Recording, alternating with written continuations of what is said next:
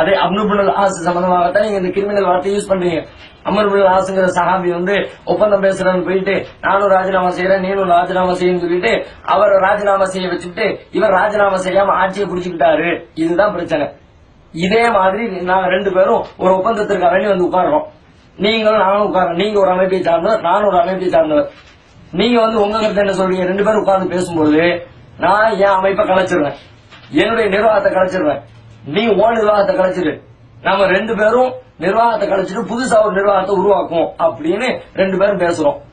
பேசி முடிச்சுட்டு போய் நான் அங்க போய் என் நிர்வாகத்தை கலைச்சிட்டேன், நீங்க அங்க போய் உங்க நிர்வாகத்தை கலைக்காம எல்லாத்தையும் கையில் எடுத்துக்கிட்டீங்க. இதை ஊர் உலகம் இன்றைக்கு என்ன சொல்லும்?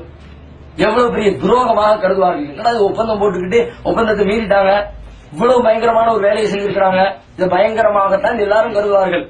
இதே வேலையை அவர்கள் செய்ததனால் இந்த சமுதாயத்தில் இந்த பேச்சு வழக்குல இதுக்கு என்ன வார்த்தைகளை வச்சிருக்கிறோமோ அந்த வார்த்தைகளை கொண்டு கிரிமினல் ஒரு வார்த்தையை அவர் யூஸ் பண்ணார். இது கிரிமினல் காரியம் இல்லை, இது சிறந்த காரியம்னு சொல்லுங்க. நீங்க மாத்திக்க மன்னிப்பு வாங்கிடுறோம்.